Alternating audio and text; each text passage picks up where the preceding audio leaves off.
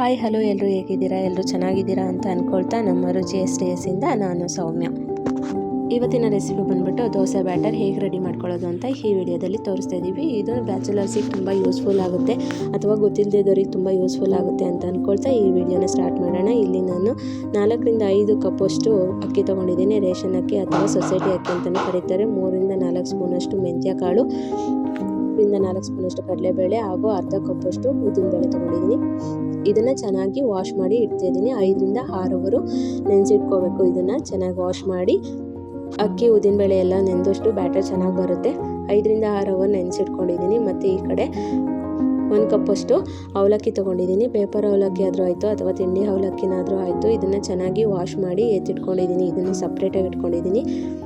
ಇದನ್ನು 1 ಅವರ್ ಮುಂಚೆ ನೆನೆಸಿಟ್ಕೊಂಡಿದ್ದೀನಿ. ನಂತರ ಕೆಲವ್ರ ಮನೆಯಲ್ಲಿ ಅನ್ನ ಹಾಕ್ತಾರೆ. ಅನ್ನ ಹಾಕೋದ್ರಿಂದ ಗ್ಯಾಸ್ಟ್ರಿಕ್ ಪ್ರಾಬ್ಲಮ್ ಬರುತ್ತೆ. ಹಾಗಾಗಿ ನಾನು ಅನ್ನ ಯೂಸ್ ಮಾಡಿಲ್ಲ, ಇಲ್ಲಿ ಅವಲಕ್ಕಿ ಹಾಕ್ತಾಯಿದ್ದೀನಿ.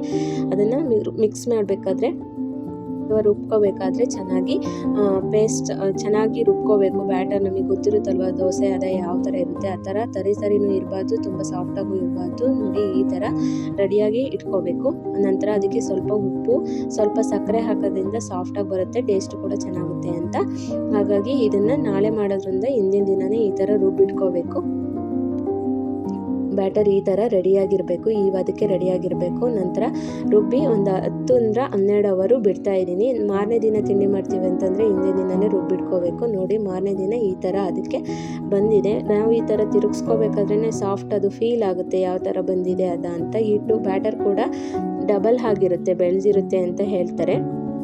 ಈ ಅದಕ್ಕೆ ಬಂದಿರುತ್ತೆ. ಯೂಶ್ವಲಿ ಕಾಮನ್ ಆಗಿ ಎಲ್ಲರ ಮನೆಯಲ್ಲೂ ಒಂದು ಗಾದೆ ಗೊತ್ತೇ ಇರುತ್ತೆ, ಎಲ್ಲರ ಮನೆ ದೋಸೆ ತೂತೆ, ಆದರೆ ಎಲ್ಲರ ಮನೆ ದೋಸೆ ಒಂದೇ ಟೇಸ್ಟ್ ಇರಲ್ಲ. ಕಾಮನ್ ಆಗಿ ದೋಸೆ ಮಾಡಿದ್ರೆ ದೋಸೆ ತಿಂದಮೇಲೆ ಗ್ಯಾಸ್ಟ್ರಿಕ್ ಪ್ರಾಬ್ಲಮ್ ಅನ್ನೋದು ಕಾಮನ್ನು. ಆದರೆ ಈ ರೀತಿ ದೋಸೆ ಮಾಡಿ ನೋಡಿ, ಗ್ಯಾಸ್ಟ್ರಿಕ್ ಪ್ರಾಬ್ಲಮ್ ಕೂಡ ಇರಲ್ಲ, ಆರೋಗ್ಯವಾಗಿ ಕೂಡ ಇರುತ್ತೆ. ನಾವಿಲ್ಲಿ ಮೆಂತ್ಯ ಬಳಸಿರೋದ್ರಿಂದ ಗ್ಯಾಸ್ಟ್ರಿಕ್ ಅವಾಯ್ಡ್ ಆಗುತ್ತೆ, ಡೈಜೆಷನ್ ಕೂಡ ಚೆನ್ನಾಗಾಗುತ್ತೆ. ಕಡಲೆಬೇಳೆ ಬಳಸಿರೋದ್ರಿಂದ ಒಳ್ಳೆ ಪ್ರೋಟೀನ್ ಕೂಡ ಸಿಗುತ್ತೆ. ಸೊ ಈ ವಿಡಿಯೋ ನಿಮಗೆ ಇಷ್ಟ ಆಯಿತು ಅಂತ ಭಾವಿಸ್ತಾ ಈ ವಿಡಿಯೋನ ಇಲ್ಲಿಗೆ ಎಂಡ್ ಮಾಡ್ತಾ ಇದ್ದೀವಿ. ಸೊ ಈ ವಿಡಿಯೋ ಇಷ್ಟ ಆಗಿದ್ರೆ ಲೈಕ್ ಮಾಡಿ, ಶೇರ್ ಮಾಡಿ ಹಾಗೂ ಸಬ್ಸ್ಕ್ರೈಬ್ ಮಾಡಿ. Thank you all for watching this video.